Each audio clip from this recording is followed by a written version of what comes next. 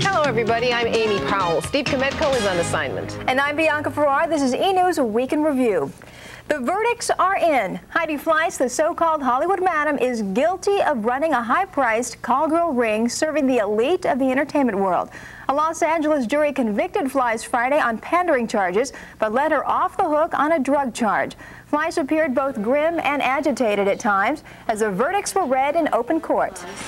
Guilty of the crime of pandering by procuring, parentheses, Peggy Schenke, for the purpose of prostitution, parentheses, comma, in violation of Penal Code Section 266I sub A felony as charged in count 5 of the indictment. The jury found Fleiss guilty on 3 counts of pandering, but deadlocked on 2 related counts.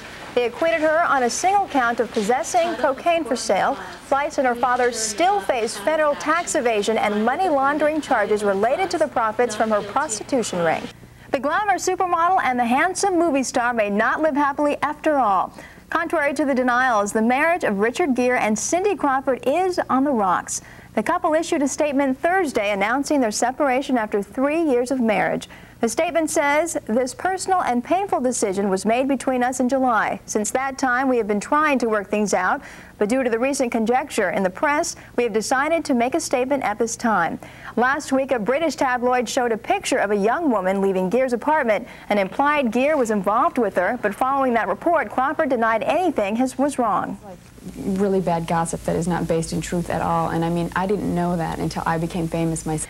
And in May, the couple had paid $25,000 for a full-page ad in the London Times. It read, "Reports of a divorce were totally false," and blamed rumors of an impending divorce on French tabloids. While they are now separated, the statement says Gear and Crawford have no plans for a divorce. The Richard Gear Cindy Crawford breakup, plus the rumors about Michael Jackson and Lisa Marie Presley, are just the latest in a strange holiday season trend this year. Greg Agnew's in the newsroom with the divorce details. Greg. Bianca, that's right. From action heroes to comedy stars and screen heartthrobs, everybody's doing it. Divorcing or suing for palimony, that is, and it's costing big bucks. Last week, action hero Jean-Claude Van Damme's 4th wife filed for divorce and for half his estate, despite a prenuptial agreement. This on the heels of actress Kelly LeBrock's divorce filing against her action hero hubby, Steven Seagal, the almost finalized divorce of Tom and Roseanne Arnold, and the current tabloid champ, Cindy Costner's reported $80 million settlement from spouse Kevin Costner. Marvin Mitchelson is the man largely responsible for today's California state laws that favor big-buck celebrity partner payouts. During the early 1980s, he won suits for and against such high-profile celebrities as Joan Collins, Marlon Brando, various billionaire businessmen, and Sonny against Cher. Mitchelson says the season may be partly to blame for the current bunch of high-priced breakups. There's usually some kind of something in the air that people feel that they get down, and they feel lonely, and things aren't going right, and they're melancholy.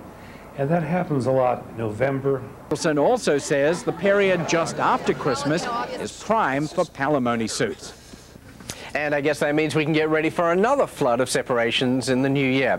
Now, we tried to get the people involved in the splits and the suits to comment, but all of them, including Jean-Claude Van Damme and Cindy Costner's attorney, declined to say absolutely anything. Thanks, Greg. Film industry censors got out their scissors when they saw some of the love scenes Bruce Willis shot for Color of Night. The steamy scenes almost got the erotic thriller hit with the dreaded NC-17 rating. The film's director says 15 minutes were cut from Color of Money before it was released last summer. But those missing minutes are being restored for the home video version. And Steve Kometko has a sneak preview.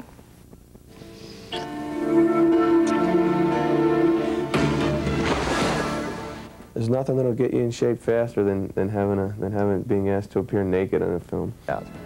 The female naked, nude body has one value that they say this is going to get an R rating, and if you show a man's naked body, you get an X rating. That's, besides being sexist, I don't quite know what is the point. What are they saying? That nudity is in bad taste, or we should be ashamed of our naked selves. Thus, the uncut version of Color of Night will be available on home video early next year. Could be popular. Lots more to come on E! News Week in Review, including Roseanne's plans to have a baby, the announcement this week on whether there will be a Star Trek 8, up close and personal with the new guest models, and the movie poster that's too hot for Hollywood. That's up next on E! News Week in Review. Roseanne gave Howard Stern the scoop this week. Now that she's with fiancé, the comedian is trying to get with child, even before the wedding day. On the Howard Stern radio show, Roseanne said she was artificially inseminated by her fiancé, Ben Thomas. Definitely. And Roseanne, you've had all your tubes fixed and everything, so you're ready for... You're going to really have more children? I might be pregnant right now. Are you serious? Kidding. Yeah, we're keeping our fingers crossed. Now, how do you know? Kidding? I mean, how can we tell? Because we went and we had a special operation. By December 15th, they'll know the status of their maybe baby. The two plan to marry on Valentine's Day next year. You can see Howard Stern's Roseanne interview Wednesday on Thursday on E! MPAA refused to comment. Old tattoo. It's not part of my vision. It is beyond déjà vu. The fashion farce Pret-a-Porter is scheduled to open on Christmas Day. And by the way, that film will now be known as Ready to Wear. The Miramax felt that name was easier for the public to remember. I like that name better. You can say it. Ready to Wear. Much easier to say. So to come on E! News Daily, previews of the new movies opening this weekend. Everything you always wanted to know about the guest models and the latest Star Trek computer game. New laws recently passed mean a greater selection of cable channels are in your future. To prepare for the new expansion, cable operators were in Southern California this week to check out new networks. Our Greg Agnew was also there. So here we are at the Western Cable Show. Where would you start out in your quest for new programming? Well, everywhere at this Western Cable Show, you'd start from stem to stern because there's at least 40 or 50 new services that cable operators such as ourselves can consider. Because new laws allow cable operators, such as Jim Crawford from San Diego, to add new channels for a nominal fee, this week's Western Cable Show is a feeding frenzy of new TV services. 24-hour golf, romance, home and gardening tips. All of these things, the hardware costs money, and so we have to consider how the consumer is going to be able to help us pay for those. So is this a big checkbook? This is a big checkbook. Not only do cable operators have to consider new English language channels, but also a plethora of Spanish language versions of hit networks such as HBO and Showtime. There's also the Jurassic Park gate and a Nickelodeon thingy. This will offset those girly shots. What's your name? Well, this could be a girly. Surprisingly, it's a couple of competing high-tech buses that are the hit of the show. There's the QVC shopping channel bus that's traveling across 50 states in 1995. Because the bus, in addition to being a demonstration area, is also a fully capable television studio. I can see why the kids would love that. Yeah, it's great. The most fun booth award must go to the Outdoor Life Channel's climbing wall. Give this a try. This is a 16-foot wall. If we could put on, 4 or 5 channels in the next year or two, that would be great before cable compression comes in. And then you get 500. As long as we can afford them, and the customers can too. As long as they're E1, E2, E3, E4, E5. Even though it costs an estimated $100 million to start up a new cable network these days, the spread of alternative cable channel technology, such as satellite TV, means hundreds of new cable networks and channels are expected to open up within the next decade. From the E! booth at the Western Cable Show, I'm Greg Agnew for E! News Week in Review.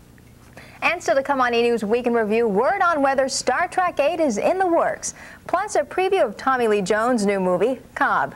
And Dana Carvey, he's trapped in paradise. Up next on E! News Week in Review. Started working with sort of the, Mickey Rourke, Robert De Niro, Joe Pesci kind of thing. I just sort of filterated and investigated it and sort of came up with a guy.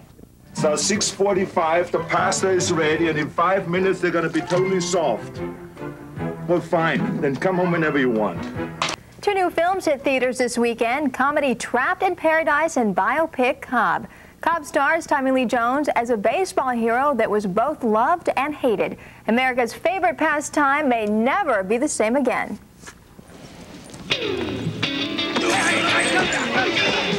Baseball players on the big screen have been portrayed as everything from silly to sentimental. I consider myself the luckiest man on the face of the earth. to superhuman.